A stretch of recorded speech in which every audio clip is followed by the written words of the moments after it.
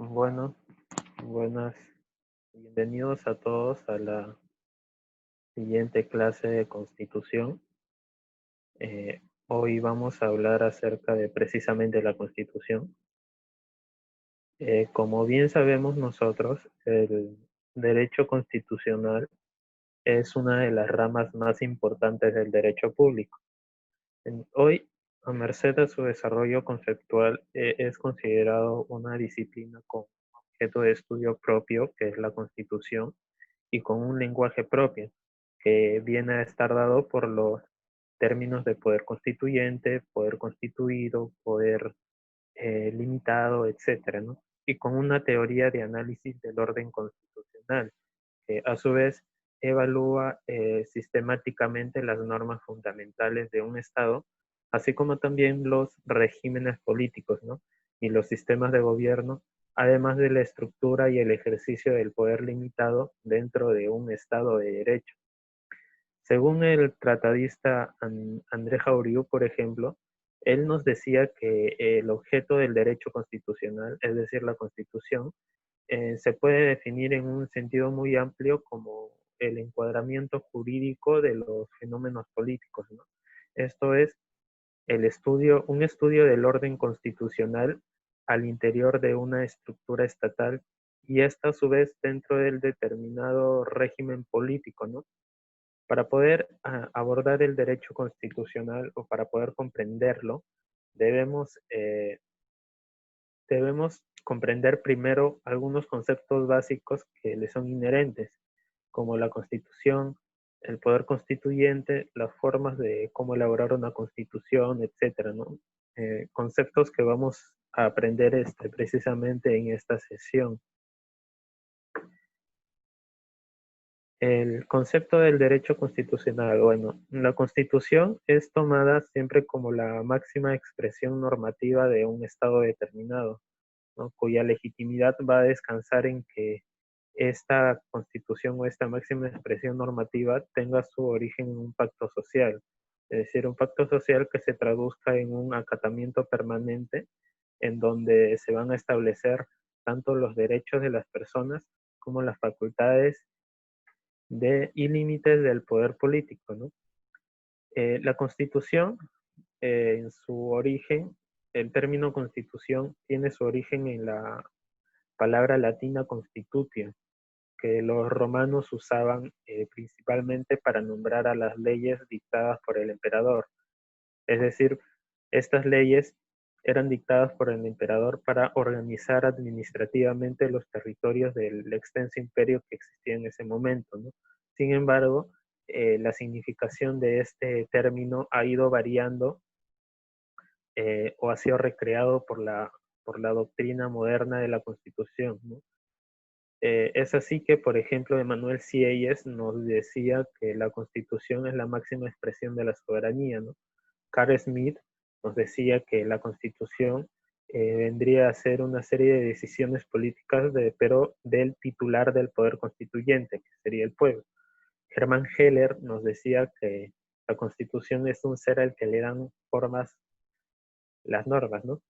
O Hans Kelsen, que en su famosa obra nos decía que la Constitución es la cúspide y fundamento que sostiene y crea el ordenamiento jurídico, ¿no? Y eso tiene mucho de cierto, pues la Constitución en sí vendría a ser la norma suprema de todo ordenamiento jurídico, pero si no sería la norma suprema del ordenamiento jurídico, en realidad no tendría ningún sentido y solo sería una mera declaración de los derechos, ¿no? Eh, en casi todas las naciones, la Constitución goza de una preeminencia sobre las demás leyes, que se consideran a su vez expedidas en cumplimiento de esta, ¿no? En cumplimiento de la Constitución. Pero si no fuera así, las garantías que establece la Constitución podrían ser tranquilamente desvirtuadas o derogadas por leyes totalmente ordinarias. Las leyes que desconocen o contradicen a la norma constitucional, es decir, a la Constitución, son claramente declaradas inconstitucionales. Pero en algunos países esta Constitución, esta contradicción se resuelve recurriendo al Poder Judicial para que éste a su vez se pronuncie por esta presunta inconstitucionalidad de una ley inferior hacia la Constitución, ¿no? La Constitución, por lo general, consta de dos partes, ¿no? Eh, la llamada parte dogmática, en donde se establecen los principios políticos, es decir, las declaraciones, los derechos, las garantías de las personas. Y en la otra parte es la llamada parte orgánica, en donde se constituyen los poderes públicos, ¿no? Conforme a la división de poderes de Montesquieu, que nos decía que los poderes del Estado se dividían en poder legislativo, poder ejecutivo y poder judicial, ¿no? A su vez, en esta parte se estatuye cómo se eligen y cómo se remueven a los integrantes de estos poderes públicos, ¿no? Y también con qué atribuciones y restricciones, además de procedimientos generales, pueden actuar, ¿no? El concepto de constitución, como bien lo dijimos, ha ido variando y existen muchas clasificaciones, muchos conceptos, pero la más difundida, la clasificación más difundida es la que nos da el jurista español Manuel García Pelayo. Manuel García Pelayo nos subdivide a la Constitución en tres conceptos. Primero, el concepto racional normativo, el concepto histórico tradicional y el concepto sociológico. Para empezar, el concepto racional normativo nos lo define como, o define a la Constitución como un complejo normativo que es establecido de una sola vez, en el que de una manera total, exhaustiva y sistemática se establecen las funciones fundamentales de un determinado Estado, ¿no? Y se regulan los órganos de este Estado, al igual que el ámbito de sus competencias y las relaciones entre ellos, ¿no? Vendría a la Constitución en esta concepción vendría a ser un sistema de normas, ¿no? En sí, la constitución racional normativa vendría a ser la pretensión que en la constitución estaría tanto la vida, la libertad, la igualdad, la fraternidad de todas las personas, ¿no? Entonces, un primer problema de esta concepción sería explicar por qué todo eso puede existir en un texto y tal vez la misma expresión racional normativa nos pueda dar un alcance para poder entender ese problema. Nosotros no podríamos pensar en la Constitución si no habría racionalismo, por ejemplo, ¿no? El derecho civil, por ejemplo, tiene mucho más tiempo que el derecho constitucional, ¿no? Tanto así que hablar de derecho constitucional eh, es hablar apenas de los últimos 200 años. El derecho civil eh, se ha beneficiado por un desarrollo donde ya en el siglo X, en las distintas escuelas o universidades de la Edad Media, los estudiantes ya comentaban el Código de Justiniano y el Digesto, ¿no? Pero para que aparezca el derecho constitucional tuvo que aparecer primero el racionalismo, es decir, tuvo que aparecer una concepción filosófica que no es la misma que la que estaba en la Edad Media cuando los estudiantes estudiaban el Código Justiniano o el Digesto, ¿no? Tuvo que aparecer la pretensión de que en un acto racional una comunidad jurídica y políticamente organizada tome una decisión sobre su propio destino, ¿no?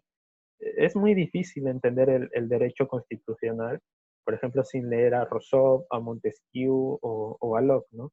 Porque estos son, o van a aportar presupuestos ideológicos que van a sustentar ideas de todo un andamiaje teórico posterior, ¿no? Estos autores, que son contractualistas, nos decían que para superar el estado de naturaleza, para superar la anarquía, para superar la lucha del hombre contra el hombre, hacía falta constituir el Estado. Y esto era, a su vez, constituir la Constitución. Entonces, esto constituía el tránsito del estado de naturaleza a una comunidad organizada a través de normas. Y van a haber ciertas diferencias entre estos autores. Por ejemplo, Rousseau, como bien sabemos, nos decía que el derecho nace con el contrato social. Es decir, que, por ejemplo, va a haber propiedad a partir de que el pacto social lo proteja, ¿no? Locke es más naturalista, es decir, nos dice que el pacto social perfecciona un estado de cosas, pero anteriores, es decir, que reconoce derechos. Por ejemplo, la Constitución de Estados Unidos, en sus 10 primeras enmiendas o en la misma Declaración de Virginia y en el propio preámbulo de la Constitución de Filadelfia, reconoce derechos inalienables anteriores al Estado. Es decir, es un reconocimiento de derechos anteriores. Esto tiene que ver con la idea de Locke, que hay derechos anteriores a la idea de Estado. Es decir, nuestra actual concepción de derechos humanos tiene que ver con eso, con derechos inalienables que el Estado está obligado a reconocer para poder legitimarlos. Son pequeñas diferencias, pero algunos son más importantes que otras, ¿no? El estado de naturaleza de Hobbes, por ejemplo, se supera con un estado monárquico, ¿no? Dotado de poderes. Y el estado de naturaleza de Rousseau, a diferencia del primero, se supera con un estado democrático. Es decir, todo esto tiene que ver con una idea racional. Es decir, la pretensión que los hombres y las mujeres pues nos pongamos de acuerdo para que en un texto eh, se dirijan nuestras vidas, ¿no? El problema está en la creencia en la Constitución, ¿no? De nada nos serviría una hoja de papel si pues nosotros no pensamos que esta hoja de papel llamada Constitución sea la ley suprema del ordenamiento jurídico que nos rige. Es decir, tiene que haber una decisión racional en la que sometiéndonos a esa ley vamos a lograr un bien común, ¿no? Una comunidad política y jurídicamente organizada, ¿no? Si no tenemos una concepción racional del derecho constitucional, eh, en definitiva, no vamos a poder o va a ser muy difícil entender el derecho constitucional, ¿no? Sencillamente la Constitución vendría a ser un principio de limitación, ¿no? Vendría a ser un límite entre el poder y la libertad, ¿no? Es decir, la Constitución nace para limitar al Estado, ¿no? Es decir, hasta aquí nosotros podemos diferenciar dos características o dos motivos de la Constitución, ¿no? Primero, el que la Constitución representa una especial concepción sobre una organización política, es decir, la creencia en la posibilidad de estructurar toda la vida del Estado con arreglo a unas normas predeterminadas y predeterminadoras, ¿no? Y segundo, que junto a este momento de organización opera también un momento social y económico, ¿no? En cuanto a que afirmar la soberanía de la Constitución, relativizar la vigencia de los preceptos jurídicos a las normas constitucionales, significa a su vez el, el, la eliminación de poderes arbitrarios, ¿no? Pero el supuesto fundamental de la seguridad jurídica que nos da este concepto racional normativo es la afirmación de la soberanía del Estado, perdón, de la Constitución. En consecuencia, el concepto racional de Constitución no es algo sin conexión con la realidad social, sino también es algo perfectamente vinculado con una situación social concreta.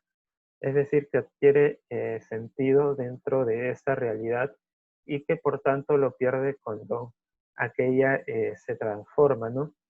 Es característico, por ejemplo, del concepto racional de constitución, el considerar únicamente como tal a la constitución expresada jurídicamente y en forma escrita, ¿no? Pues según se sostiene esta teoría, solo el derecho escrito ofrecería una garantía de racionalidad frente a la supuesta irracionalidad de la costumbre, ¿no? Bien, ahora tenemos al concepto histórico tradicional, ¿no? El concepto histórico o histórico tradicional nos dice que, en resumen, la Constitución no sería producto de un acuerdo de una comunidad en un determinado momento, ¿no? Sino que sería el producto del desenvolvimiento a través del tiempo, ¿no? Y esto podría estar dado con un ejemplo muy puntual, ¿no? El ejemplo de la Constitución inglesa, ¿no? La Constitución inglesa podemos ver que no es producto de un momento determinado, ¿no? No hubo un momento constituyente como en la Revolución Francesa o como en la Revolución Norteamericana, sino que hubo una larga lucha entre la corona y el parlamento, ¿no? Que se remonta a la misma Edad Media, en donde arranca con el primer documento del constitucionalismo, ¿no? Que es la Carta Magna de 1215, ¿no? Ya después vienen otros documentos como el Agreement of People o los Bill of Rights, pero entonces la Constitución inglesa en este sentido es una sucesión a través del tiempo. No hay un texto escrito, no hay una unidad, no hay un texto unificado, sino que hay una dispersión de textos, hay varios textos. Entonces la Constitución o los ingleses sostenían una lucha por la libertad entre sistemas monárquicos y entre el avance del parlamentarismo, ¿no? Esto lleva a la idea de la Constitución como algo histórico, algo que coincide con la historia misma de un pueblo, ¿no? En sí, el concepto histórico tradicional surge como una actitud polémica frente al concepto racional, es decir, como una ideología del conservatismo frente a la ideología del liberalismo, ¿no? Se integra, por ejemplo, a la oposición entre razón y entre historia, ¿no? Entre racionalismo e historicismo. Es decir, el sustratum de este tipo de constitución es el historicismo mismo, ¿no? Eh, junto junto a la afirmación del devenir está la de permanencia de ciertos elementos originarios, ¿no? Cuyo despliegue es la historia misma, ¿no? El considerar eh, una, eh, una situación histórica dada como la superación de la misma historicidad, es decir, como una especie de plenitud en los tiempos en que se tiene el curso histórico, ¿no? Como lo dijimos, el historicismo es el fundamento especial de esta tesis, ¿no? Esta tesis de la Constitución. Es decir, que un pueblo no es, es decir, que la Constitución de un pueblo no es producto de la razón, sino es una estructura resultado de una transformación lenta e histórica en la que intervienen frecuentes motivos irracionales y fortuitos, ¿no? Irreductibles a un esquema, ¿no? Por consiguiente, está claro que la constitución de un país, según esta doctrina, no es creación de un acto único y total, es decir, no es creación de un momento constituyente, sino que es creación de actos parciales, es decir, de actos reflejos de situaciones concretas y de costumbres que se van formando lentamente, ¿no? Cuya fuente de nacimiento es imprecisa. Por lo que podemos decir nosotros que en relación al concepto histórico tradicional, la Constitución en sí no necesita ser escrita en su totalidad, ¿no? Y tampoco reconoce una distinción precisa entre leyes constitucionales y leyes ordinarias. Esto es lo que sucede, como lo decíamos, en, el, en la Constitución inglesa. Ahora, respecto al concepto sociológico, podemos decir que, por ejemplo, los que hablan de este concepto sostienen que todo país que esté organizado políticamente tiene una constitución, ya sea países, no sé, países totalitarios o países religiosos que no permiten la libertad de culto, países como China, por ejemplo, los países del este. Todos los países que estén organizados políticamente tienen constitución. Es decir, la constitución respondería a factores reales de poder, es decir, desde el punto de vista de La Salle, que nos decía que la constitución es una simple hoja de papel, ¿no? Y los factores reales de poder son los que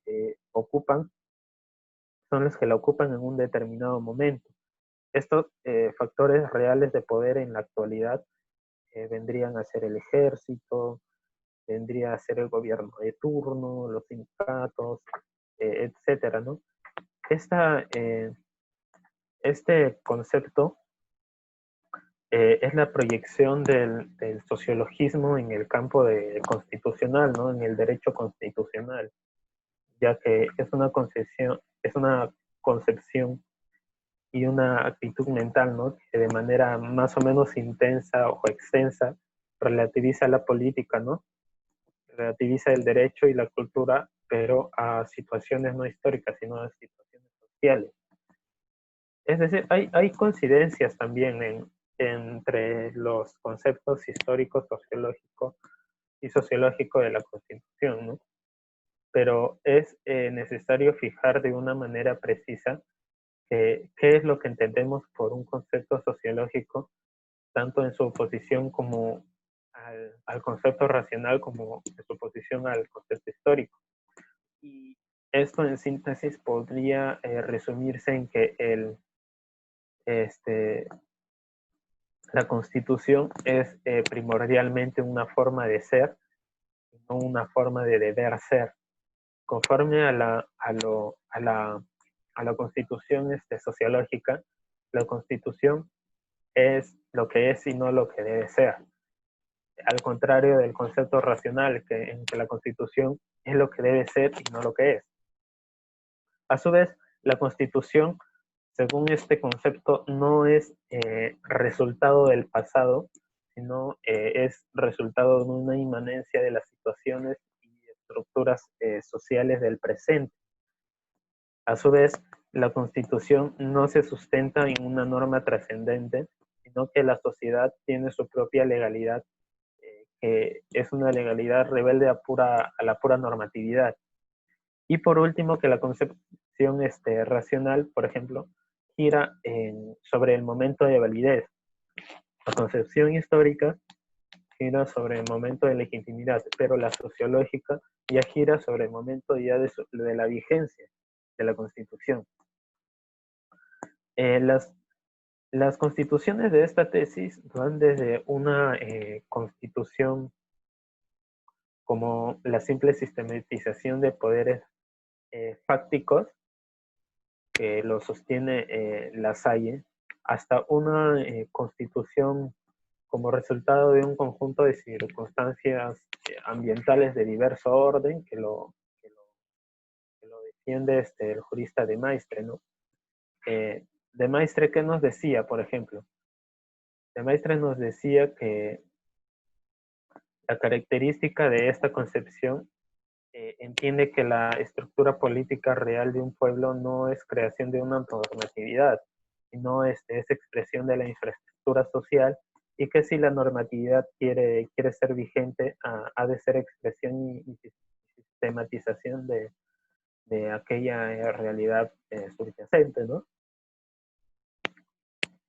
La constitución jurídico-política será más vigente y eficaz cuando tienda más a coincidir con la primera, ¿no?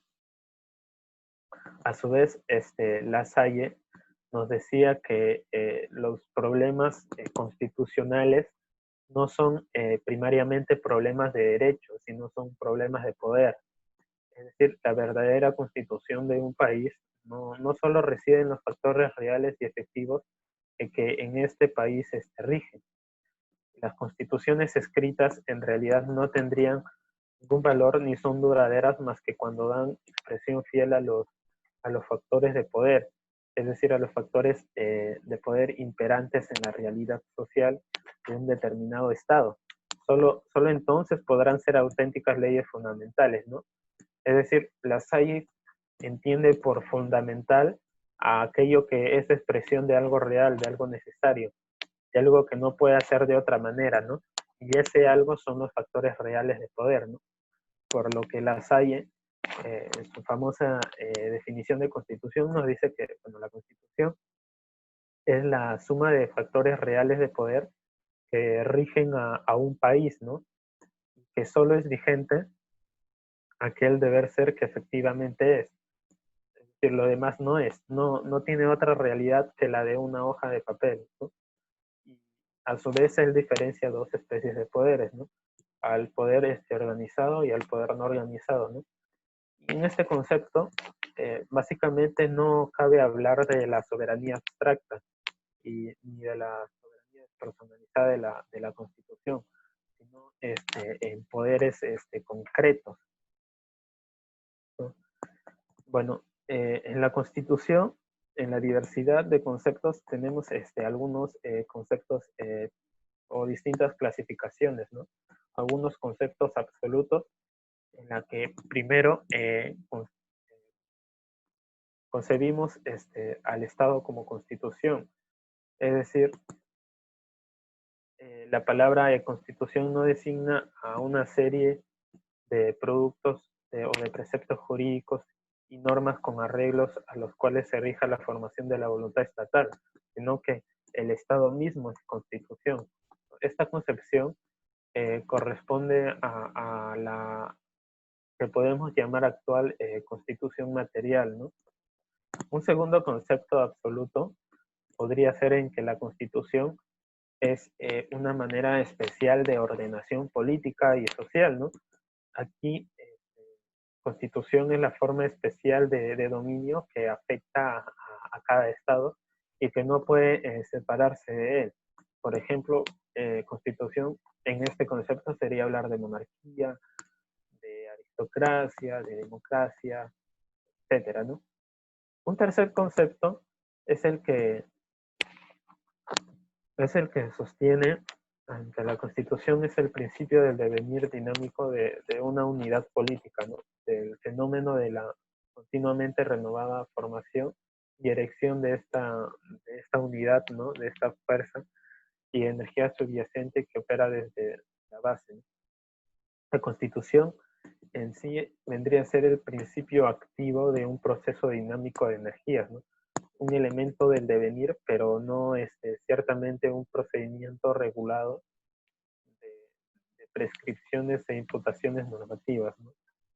Y un cuarto concepto absoluto vendría a ser en que la Constitución es la ley de leyes, como lo mencionamos antes. La Constitución es la norma suprema del ordenamiento jurídico.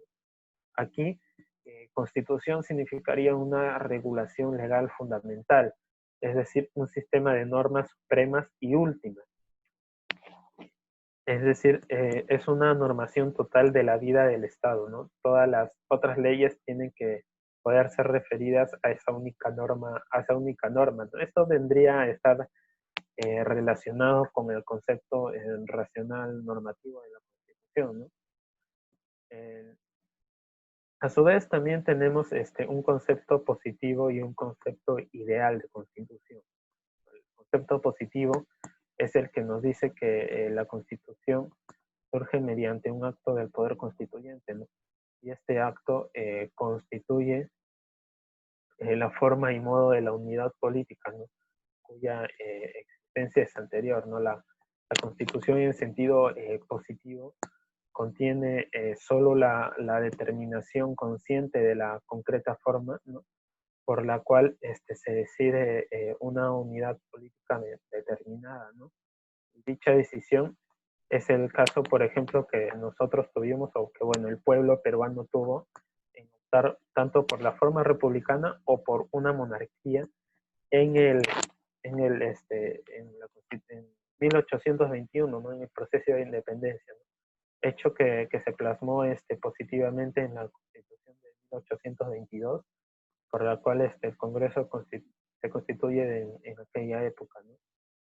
Y el concepto ideal. El concepto ideal es el que nos dice que una constitución es algo que antecede a un gobierno y un gobierno es solo hechura de una constitución, ¿no? Tomás Paine nos sostenía que, por ejemplo, en Inglaterra no tenía constitución al no ser estas escritas, ¿no? Y comparaba a la constitución consuetudinaria de Inglaterra con las constituciones escritas de los Estados Unidos y de Francia, ¿no? Y se inclinaba por la forma escrita y codificada. O sea, sostenía que una constitución es algo que antecede a un gobierno, y un gobierno es solo hechura de una constitución, como lo dijimos antes, ¿no? Claro ejemplo de las constituciones idealizadas son las constituciones o el modelo liberal burgués, ¿no? O el modelo de constitución socialista, ¿no? Tenemos también distintos tipos de constitución, siendo, por ejemplo, una diferencia entre constituciones escritas y dispersas, ¿no? En donde tradicionalmente se suele calificarse a las constituciones escritas, pero en escritas, ¿no? Se señala como un ejemplo típico de la última, la Constitución de Inglaterra. Pero esto no puede ser adecuado, no puede ser adecuada esta clasificación porque en estricto sentido todos los estados tienen su normativa constitucional escrita y normas promulgadas por una autoridad competente, sea el poder constituyente, poder legislativo, etc. Pero más adecuada es la clasificación usada por Edward Manchesney, que nos decía que las constituciones se clasificaban en codificadas y en constituciones dispersas, ¿no? Si hacemos un inventario de las constituciones vigentes en el mundo, ¿no? Fácilmente podemos constatar que la mayoría de ellas están sistematizadas fundamentalmente en un código, ¿no? Siendo las dispersas una excepción, ¿no? Las constituciones peruanas, nosotros podemos ver que las constituciones peruanas son fundamentalmente escritas, ¿no? Y esta predominancia de las constituciones escritas se explica por, este, por la creencia moderna de la superioridad de la ley escrita, una superioridad que va por encima de la costumbre, ¿no? Ello se complementa con varios beneficios, supuestos beneficios, que es, por ejemplo, la sistematización normativa, la facilidad de su divulgación en la población, a través de sus publicaciones, claro, la solemnidad y la eficacia en el control, ¿no? Bueno, a su vez, las constituciones también pueden dividirse tanto en constituciones rígidas y en constituciones flexibles, ¿no? Estas constituciones son así según sea el procedimiento a seguir para su reforma, ¿no? Sea más estricto o sea el mismo que el establecido para la sanción de leyes ordinarias, ¿no? Las constituciones peruanas, por ejemplo, han sido siempre rígidas. Hoy se considera que las constituciones rígidas ofrecerían una mayor garantía que las flexibles, ¿no? Porque requieren de ciertos requisitos que hacen imposible que se efectúen cambios por pura coyuntura, ¿no? También tenemos a la Constitución, a la llamada Constitución, a la Carta y al Pacto, ¿no? Siguiendo el criterio de su forma de establecimiento y su valor político, ¿no? Puede hacerse la siguiente clasificación, ¿no? Clasificarse en una constitución propiamente dicha como instrumento de gobierno, ¿no? A la vez que es esencialmente como instrumento de la garantía de la libertad y de la dignidad del hombre. La Carta Constitucional, por su parte, es un documento o es concebido en su forma primaria como un documento mediante el cual el rey o el príncipe de aquel momento, detente el poder absoluto y sin limitaciones, conceda graciosamente a título de liberalidad al pueblo ciertas libertades, ¿no? Y este es el caso de la Carta Magna inglesa, ¿no? De 1215, que la mencionamos antes, ¿no? O la Carta Constitucional de Francia de 1814, ¿no? También tenemos a la Constitución pactada, que es aquella que nace de un determinado consenso previo en el poder constituyente, ¿no? Es una constitución acordada. También tenemos a la constitución otorgada, que vendrían a ser aquellas que nacen como productos de la voluntad política temporal y que expresan muchísimas veces los requerimientos de un determinado poder, es decir, el poder ejecutivo. Y una constitución impuesta, que son aquellas cartas constitucionales que nacen de una imposición exterior o una imposición no voluntaria, es decir, no requerida por una determinada sociedad, ¿no? Respecto a la creación de la Constitución, podemos ver que tenemos esencialmente dos formas de creación. Este, una creación una elaboración por comisión especial, que vendría a estar dada por el sometimiento luego de la aprobación de la comunidad vía referéndum, ¿no? Es el caso, por ejemplo, se nos vendría a la mente el caso de la Constitución francesa de 1958. O en su defecto, podemos también elaborar una constitución por convención o por asamblea constituyente. Es decir, la asamblea constituyente va a ser elegida por el pueblo, ¿no? Esta asamblea constituyente va a debatir y va a aprobar la nueva carta política, ¿no? Como fue la que originó la actual constitución peruana o la colombiana de 1991, ¿no? La convención constituyente es la forma que adquiere a algunos países la asamblea constituyente, ¿no?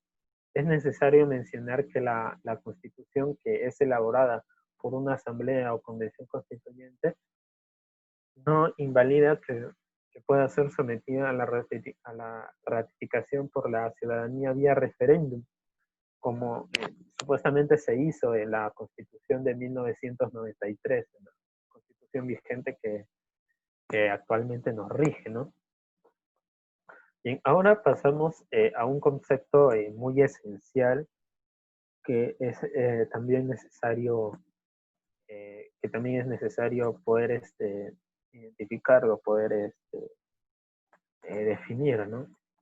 Que es el poder constituyente, ¿no? El poder constituyente, nosotros, si, por ejemplo, nosotros si aceptamos la premisa de que el poder nace del pueblo, nosotros en ese sentido debemos deducir que deben existir maneras de ejercer este poder. Este poder no se va a ejercer solo. Una de las maneras de ejercitar el poder es creando eh, ciertas organizaciones que formalicen a su vez y garanticen este ejercicio, ¿no? Por ejemplo, para Sigifredo Orbegoso, ¿no? El poder constituyente es aquel que se instituye y funciona con el objeto de dar una constitución a un Estado, ¿no? Nace por primera vez o que ha decidido cambiar o reformar una constitución, ¿no? El poder constituyente se define como en oposición al poder constituido.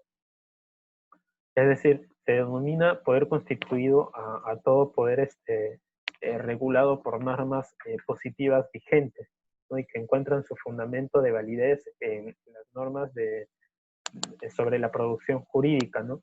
Por el contrario, se denomina poder constituyente al poder de instaurar una constitución que no encuentre su fundamento de legitimidad en la constitución precedente, ¿no? El poder constituyente no tiene límites normativos, pero es cierto que no tiene límites normativos, pero sí tiene ciertos límites respecto a normas, por ejemplo, éticas o de justicia, o a normas internacionales, ¿no? Como se viene dando en los últimos años, ¿no? Para, para la forma actual de hacerlo, viendo la ideología constitucionalista y el principio democrático, es estructurando un Estado en sus aspectos normativos, ¿no? Es decir, tratando a este Estado de un ordenamiento jurídico que se encuadre, ¿no? Esta capacidad de una sociedad de estructurar el Estado en donde habitan es denominada por la teoría constitucional como un poder constituyente, ¿no? El vocablo constituyente se incorpora en la técnica, a la técnica del derecho público mediante la obra intelectual, una obra fundamental de Manuel Sieyes, ¿no? Y especialmente en el libro que es el tercer estado, ¿no? Publicado en el siglo XVIII, ¿no? El poder constituyente tiene tres características fundamentales, ¿no? El poder constituyente es un poder único, ya que ninguna otra forma de organización o poder puede ejercer la función que el poder constituyente desempeña, ¿no?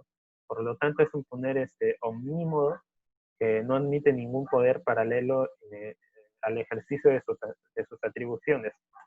Nadie, ningún poder, ninguna persona puede atribuirse las atribuciones que tiene el poder constituyente. Nadie. ¿Por qué? Porque solo el poder constituyente es ilimitado y su titular es el pueblo mismo.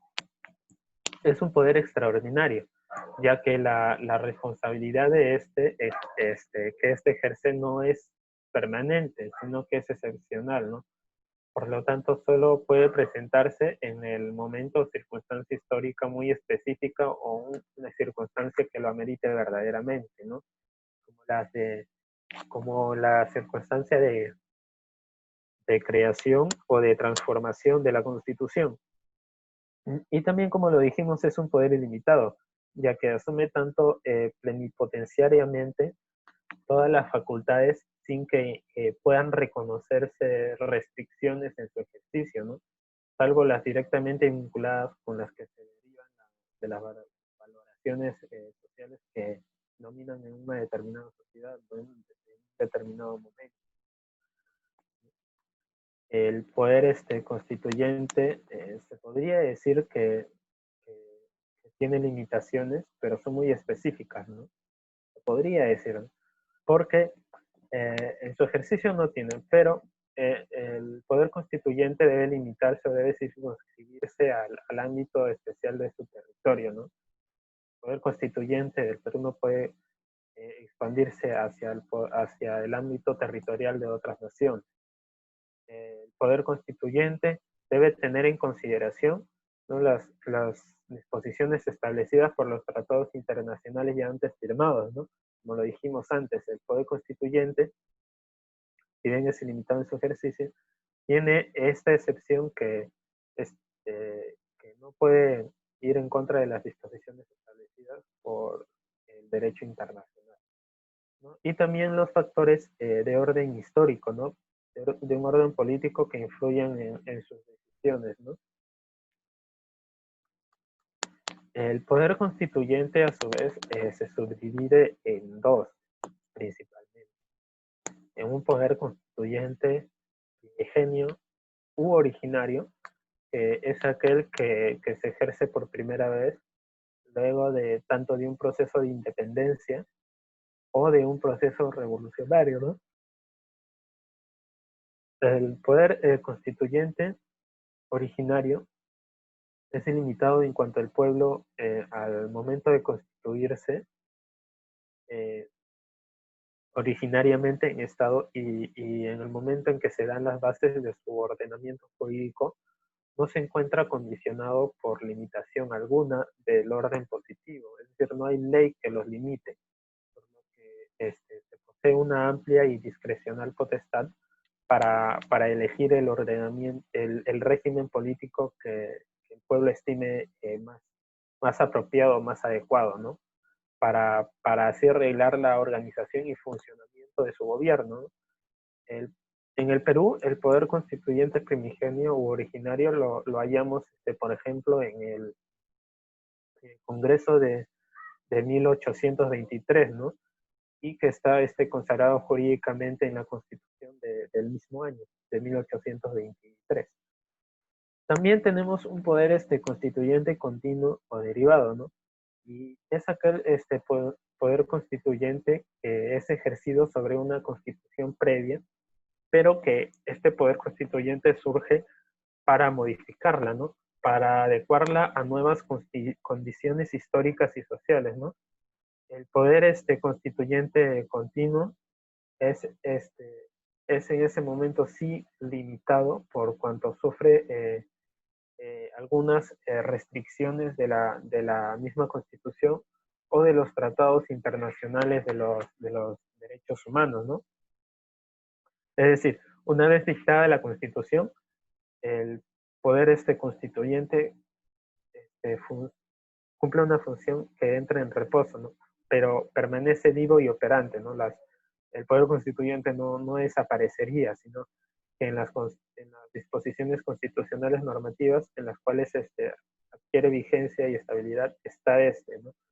Su ejercicio no se puede agotar, no se agota, ¿no? Permanece en virtual o latente, pero siempre apto para ponerse de nuevo en movimiento, ¿no? Pero es preciso precisar algunos conceptos o algunas ideas, ¿no? En torno al derecho o al poder constituyente, ya que mucho se ha discutido, ¿no? Y es que nosotros podemos distinguir en torno a este concepto tres problemáticas, ¿no? Una en torno a su definición como poder soberano, otra respecto a las formas en cómo se establece su ejercicio y tercero su destino una vez que la Constitución es dictada, ¿no? Y esto se podría solucionar o definir de la siguiente manera, ¿no? En su definición como poder soberano, nosotros sabemos que lo que se hace es trasladar e incorporar a la organización democrática moderna la doctrina de la soberanía, ¿no? Es decir, una naturaleza entre poder absoluto y poder total. Sí, ella es, por ejemplo, el 20 de julio de 1789, ante el Comité Constitucional de la Asamblea, nos decía que el poder constituyente lo puede todo, ¿no? No se encontraría de antemano sometido a ninguna constitución, ¿no? Por ello, para ejercer su función, ha de verse libre de toda forma y de todo control, ¿no? Salvo los que a él mismo le pudiera adoptar, ¿no? De su clasificación como poder soberano a ilimitado derivan dos consecuencias importantes. Una, que mientras los poderes constituidos tienen su fundamento en la Constitución y desde ella se expliquen sus posibilidades y modos de actuación, se justifica por sí mismo, ¿no? Su fundamento no es jurídico. El fundamento del poder constituyente es ontológico existencial. Y segundo, que el poder constituyente en cuanto a poder prejurídico no solo es ilimitado en los contenidos de su voluntad, sino en las propias formas de su ejercicio, ¿no? Y cabría preguntarnos cómo se ejerce este poder constituyente, ¿no? Y esto sería el núcleo de la referencia de toda la problemática. Bueno, cuando en torno a la idea de cómo se ejerce, cómo se establece el ejercicio del poder constituyente, podemos decir que cuando se admite el principio político democrático de la soberanía popular, la titularidad del poder constituyente recae o corresponde en el pueblo, ¿no? Pero nosotros nos preguntamos cómo ejerce el pueblo este poder soberano. Y para explicar esto, existen dos modelos fundamentales en los que se consagra la actuación del poder constituyente, ¿no? Una es la tesis de los colonos puritanos de Norteamérica y otra es la tesis sostenida por Sieyes. La tesis de los colonos puritanos es muy particular, ¿no? Y tendría que ser dada por la elaboración de los Covenants. En la tesis de los colonos puritanos de Norteamérica nos dice que el poder constituyente, el ejercicio del poder constituyente, requiere siempre de la participación directa del pueblo como efectivo titular de la soberanía, ¿no?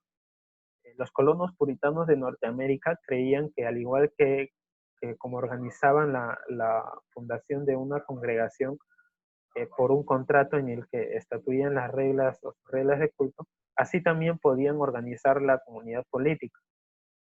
Es decir, la elaboración de los covenants, que son esta especie de contratos, subyacen, en estas subyacen las dos ideas fundamentales que posteriormente van a caracterizar toda la construcción constitucional norteamericana, ¿no? Por un lado, que el acto constitucional se identifica en cierta medida con el contrato social, ¿no? Y que por otro lado, que el ejercicio de la potestad constituyente, por tratarse de una potestad inalienable, no puede efectuarse a través de los representantes. Es decir, esta tesis sostiene que no puede hacerse el ejercicio de este poder constituyente a través de la representación, lo que se traduciría en el hecho de que la soberanía no puede ser representada. La tesis sostenida por Sieyes es diferente. En esta tesis, Sieyes nos dice que sí se puede admitir la delegación de competencias, ¿no? Y se incorpora el principio representativo a la mecánica del poder constituyente. Esto quiere decir que la soberanía sí se puede representar. Sieyes reemplaza el concepto de soberanía popular por el concepto de soberanía de la nación, ¿no? Y al ser la nación un ente abstracto que solo puede expresar su voluntad a través de representantes, la potestad constituyente solo podrá actuarse a través de la representación, ¿no? El poder constituyente deja, deja de ser el poder en el que el pueblo directamente participa como titular de la soberanía, ¿no? Para que se convierta en el poder de las asambleas en las que la nación va a delegar sus competencias, ¿no? No se discuten las razones en las que puedan motivar el triunfo de la tesis de Sieyes, porque esta tesis es la que predomina, sino que en definitiva, este es un intento de compaginar dos supuestos que parecen ser irreconciliables, ¿no? Como el principio democrático de la soberanía popular y la institución de constituciones representativas. Inicialmente, se satisfizo plenamente las aspiraciones de la burguesía ascendente, ¿no? De ese momento, en el momento de Sieyes, ¿no? Pero luego es asumido por los intereses partidistas de la democracia actual, como lo concebimos ahora, ¿no? Nosotros, en, en el Congreso, por ejemplo, estamos representados por partidos políticos esencialmente, y estos son los que en representación nuestra ejercen el llamado poder constituyente. Y también debemos discutir respecto a el destino del poder constituyente una vez que la constitución es creada, ¿no? Es ya promulgada, es elaborada, ¿no? Y esto forma parte de la lógica del Estado constitucional. Y así se entendió en el proceso revolucionario de Norteamérica como en el francés, ¿no? Ya que una vez aprobada la Constitución, el poder constituyente desaparezca y ceda su lugar a la norma, a la propia norma que ha sido creada por él, ¿no? Pero todos los poderes pasan en este momento, en el momento en que la Constitución es elaborada, pasan a ser constituidos, ¿no? Y la Constitución se eleva como la ley suprema, ¿no?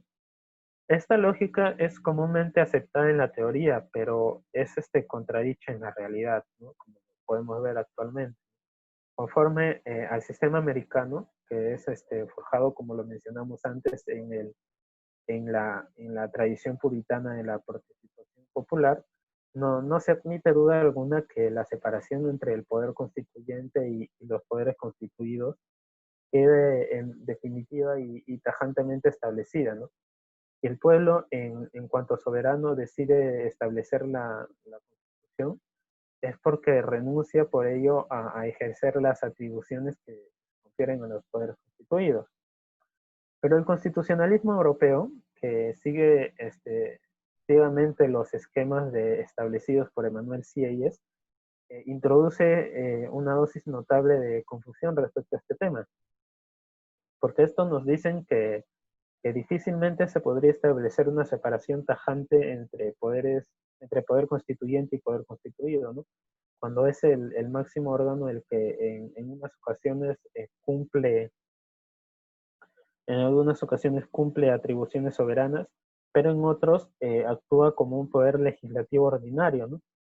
Cuando el poder soberano se escinde del pueblo, aunque teóricamente se reconozca que una vez la Constitución es aprobada, este, la actividad constituyente desaparezca en la práctica las asambleas van a mostrar su proactividad notoria, ¿no? Para que, apelando a su condición de representante de la soberanía del pueblo, en el momento del constituyente, considerarse con el derecho siempre a ejercitar facultades soberanas, ¿no? Bien, ahora debemos hacer también algunas precisiones respecto al poder constituido. El poder constituido es cuando el gobierno creado por la Constitución es organizado y reglamentado por la misma Constitución. Entonces, el poder constituido nace de quién? Nace del poder constituyente, ¿no? Y el poder constituido a su vez está subordinado a ¿no? Los poderes constituidos son poderes a los que la ley les concedió algunas facultades de poder público, ¿no? Y estos poderes eh, eh, con el sustento son el sustento de la doctrina de la división de poderes, ¿no? Pues los poderes constituidos son el poder legislativo, el poder ejecutivo y el poder judicial, ¿no? Y se debe considerar que estos factores son financiados con los recursos previstos para la hacienda pública o el erario nacional, ¿no? Entonces, el conjunto de instituciones que han sido creadas por el poder constituido son los siguientes, ¿no? Son el poder legislativo, que es el poder de crear principalmente leyes, ¿no? Que está facultado para regular en nombre del pueblo mismo los derechos y las obligaciones de sus ciudadanos. El poder ejecutivo, que es el órgano que está presidido por el poder presidente de la República y que es el órgano de gobierno, ¿no? Que se encarga, o que su función especial es cumplir las leyes y las sentencias emitidas por los otros poderes, por el Poder Judicial y el Poder Legislativo. Y el Poder Judicial, que vendría a ser el órgano de gobierno que se encargaría de la administración, exclusivamente de la administración de justicia y de la aplicación de la ley, ¿no? A su vez, cabe hablar de principios de la Constitución, ¿no? Un principio vendría a ser una, una base de una garantía, ¿no? Es un axioma que plasma una determinada valoración de justicia. Pero esto suele confundirse con una regla, un principio con una regla, y es preciso establecer la diferencia entre una norma regla o regla simplemente y una norma principio o principio solamente, ¿no? Y esto es muy sencillo. porque la regla o la norma regla vendría a ser dada por las disposiciones que pueden ser cumplidas o que no pueden ser cumplidas. Es decir, una norma regla o se cumple o no se cumple. Pero una norma al principio no, una norma al principio es un llamado mandato de optimización, ¿no? En la que una norma al principio va a ser una norma que se va a cumplir en la mayor medida posible, no admite ninguna, ninguna zona de indefensión, ¿no? Y esto podría estar dado por los derechos fundamentales regulados en el artículo 2 de nuestra Constitución vigente, ¿no? Bien, también tenemos al llamado principio constitucional, ¿no? El concepto de principio constitucional son, o vendría a ser la base esencial que rige el funcionamiento equilibrado y coherente de la estructura de una constitución de un determinado Estado, ¿no? Principios constitucionales son aquellas características y cualidades que una determinada constitución va a tener y que la diferencia de las demás leyes, ¿no? Es decir, de las leyes ordinarias que le están de las que ésta integra un ordenamiento jurídico. Los principios poseen un carácter orientador siempre para la interpretación y para la aplicación correcta de las normas, ¿no? Estos deben ser usados de manera integral, ¿no? Estos principios van a estar expresamente o tácitamente mencionados y podemos ver como ejemplo en la Carta Magna, en la Revolución Francesa o en la independencia, ¿no?, de las 13 colonias, en sus respectivos artículos, ¿no? A su vez, es preciso delimitar qué es lo que entendemos por el principio de legitimidad y el principio de supremacía. El principio de legitimidad eh, podemos ver que no se fundamenta en una disposición escrita, ¿no? Y es más bien encuentra su sustento en la aceptación que el pueblo da o que el pueblo expresa por la constitución que se aprueba, ¿no?, mediante el cumplimiento de sus disposiciones. Eso es legitimidad. El principio de supremacía se refiere más a la garantía de subordinación de todo ordenamiento jurídico, ¿no? Porque las normas posteriores están siempre subordinadas a la Constitución, ¿no? El principio de supremacía se subdividiría básicamente en tres, ¿no? El principio de unidad, en un principio de razonabilidad y en un principio de control constitucional. A su vez, tenemos más clasificaciones de las constituciones, de la Constitución. Por ejemplo, en una constitución formal material, una constitución racional normativa, una constitución histórica, una constitución sociológica, una constitución semiflexible, una constitución autoimpuesta, una constitución escrita o no escrita, como lo mencionamos antes, o una constitución pétrea, ¿no? Una constitución formal material sería las, las formales son las constituciones que en su aspecto son constituciones en su aspecto de sistema de normas escritas y codificadas, ¿no? Es decir, lo que se debe ser según las normas, ¿no? Pero las materiales son las constituciones vividas en la realidad social, ¿no? Es decir, lo que es efectivamente en la realidad constitucional cotidiana, ¿no? Esta en la coincidencia de cada persona si puede cumplir con sus deberes o no. Bueno, las constituciones racionales normativas, las historicistas y las sociológicas ya las vimos antes.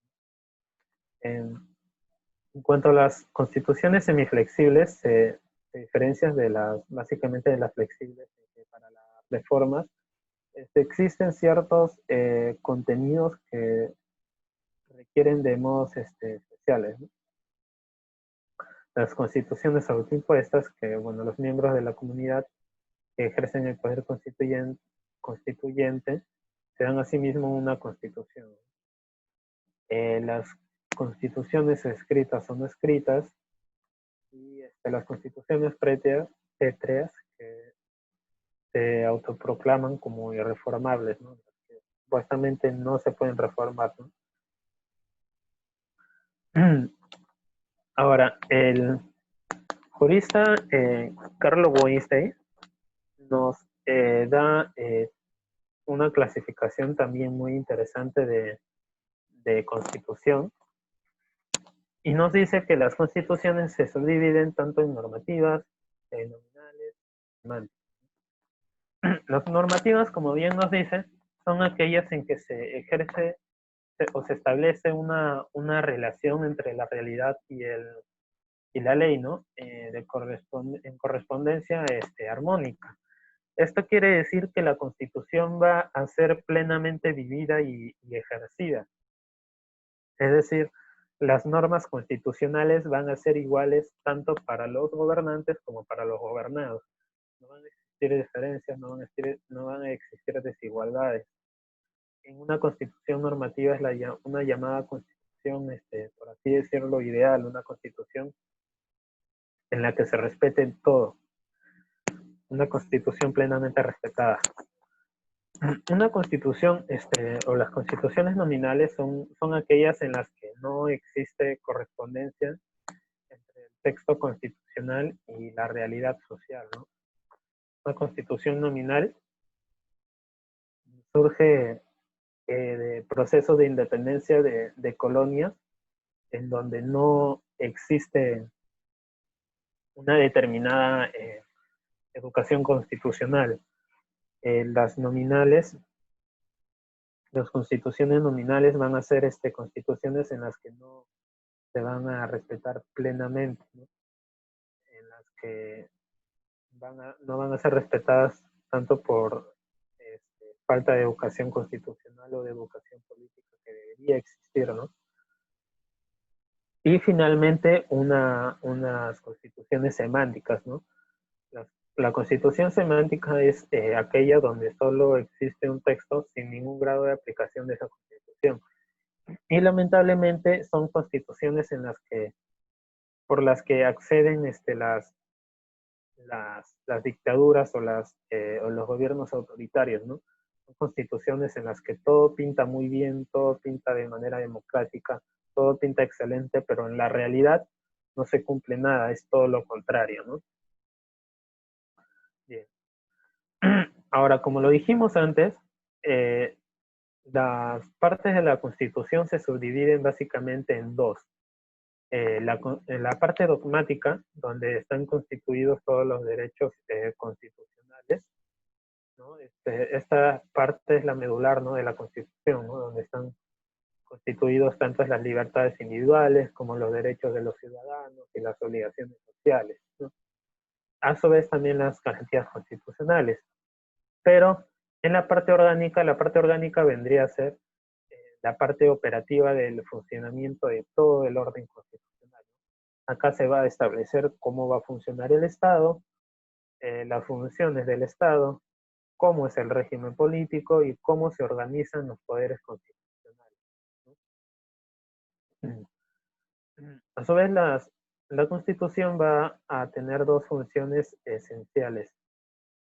Una función distributiva, en la que toda constitución debe estar manifiestamente, en toda constitución deben estar manifiestamente distribuidas las facultades, los gobernantes, las facultades que tienen los órganos públicos y que no pueden estar reunidas en un solo órgano público, ¿no? No podrá acumularse el poder público para evitar que la concentración del poder caiga en una sola persona u órgano, ¿no?, resultando un gobierno totalitario.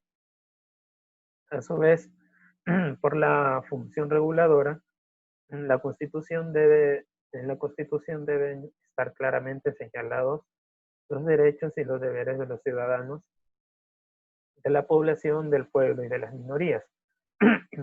La Constitución debe regular las relaciones en esta parte de la Constitución, o perdón, en esta función debe regular las relaciones entre gobernantes y gobernados, ¿no?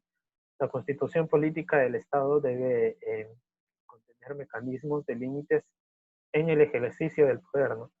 También debe tener un mecanismo que evite las interferencias entre los órganos que ejercen el poder público, ¿no? Para impedir que uno de ellos se nomine como órgano único de poder imponiéndose sobre los otros órganos, ¿no?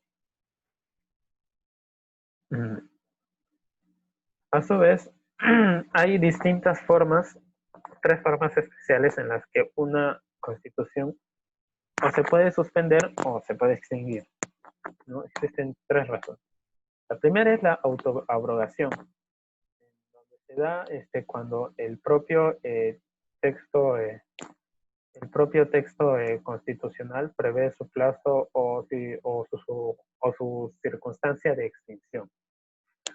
Una abrogación expresa en donde se da cuando un texto constitucional dispone de manera expresa la abrogación del texto constitucional anterior, ¿no? De la constitución anterior. Y la abrogación tácita, donde se cumple cuando un nuevo texto constitucional reemplaza otro por el principio de que la ley posterior deroga la ley anterior. Un principio muy conocido. A su vez, la suspensión de la Constitución, en este tema existen dos tipos, ¿no? La suspensión parcial y la suspensión total, ¿no? Ambas se dan como consecuencia de la decisión adoptada del propio legislador, ¿no? En atención a determinadas circunstancias.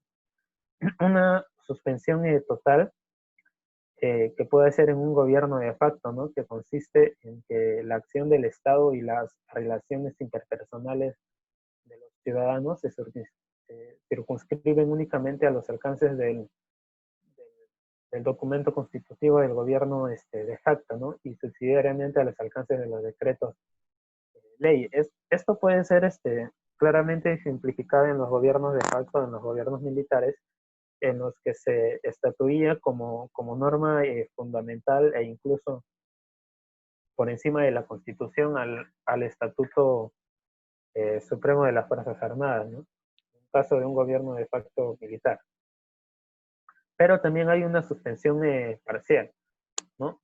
Esta suspensión parcial consiste en que la acción del Estado y las relaciones interpersonales de los ciudadanos se rigen en principio por los alcances del documento constitutivo de un determinado gobierno de facto, ¿no?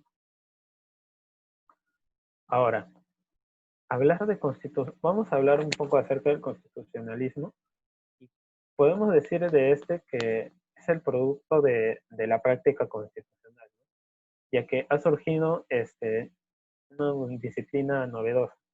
Esta disciplina novedosa va a ser el constitucionalismo, ¿no? Que en los últimos 200 años, en los últimos 2 siglos, ha posibilitado una mejor comprensión tanto de la Constitución como de los efectos de esta, ¿no? El constitucionalismo tiene su antecedente en la antigua Grecia, ¿no? Y más concretamente en la obra de Aristóteles, ¿no? En la obra La Política de Aristóteles. La idea primigenia que se tuvo de este concepto es que el hombre vive en la llamada comunidad política, ¿no? La llamada actualmente sociedad, ¿no? Bajo el imperio de la ley.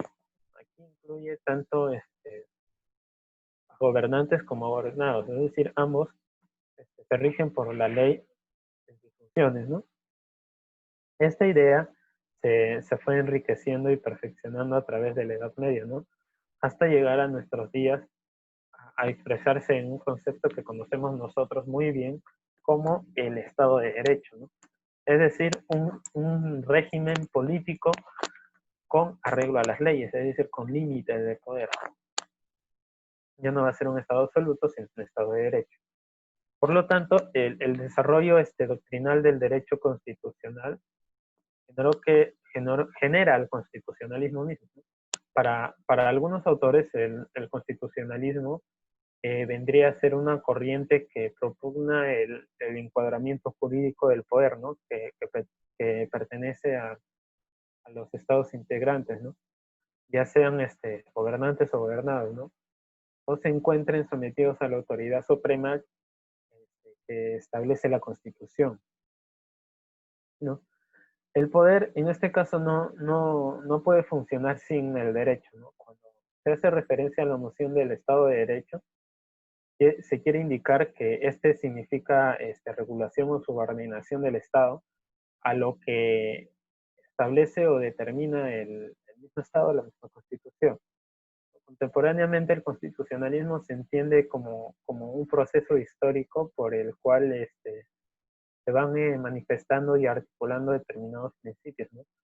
Determinados principios de la convivencia política contemporánea a través de costumbres sociales y documentos políticos, ¿no? A su vez, el constitucionalismo se subdivide, ya para terminar, en un constitucionalismo liberal y en un constitucionalismo social, ¿no? El movimiento liberal propugna como valor primario precisamente la libertad, ¿no? Una libertad como capacidad de realización personal o de realización humana, ¿no? Y que se identifica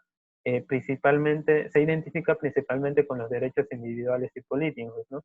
El constitucionalismo inicial, expresado en las constituciones tanto americanas como francesas y en las declaraciones de derechos posteriores, son el motor del valor de libertad personal, ¿no?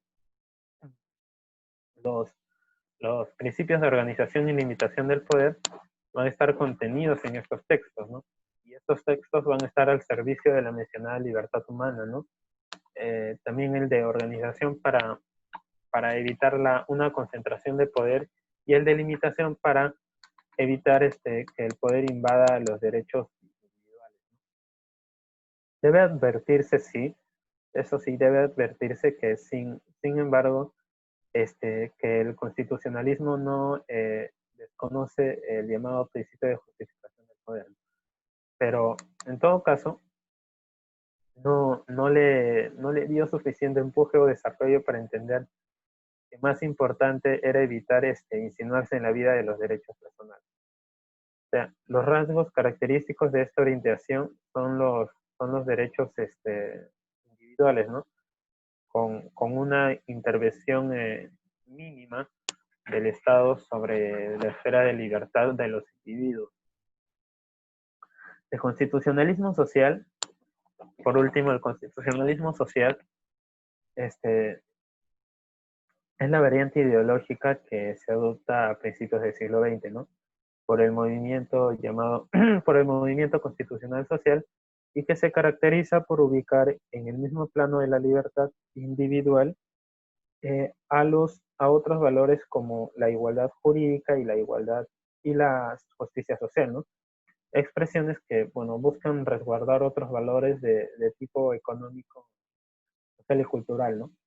Por eso, entendidos ambos como atributos cuya relación no depende de la sola libertad del individuo, sino que, sino que dependen del accionar de instrumentos jurídicos que consagran este constitucionalismo, ¿no? Tanto, por ejemplo, en la Constitución mexicana de 1917, como en la alemana, en la Constitución alemana de 1919, ¿no? Y bueno, esto ha sido todo por hoy, esto ha sido todo por esta clase de Constitución. Y bueno, muy agradecido con todos por estar escuchando esta clase. Gracias.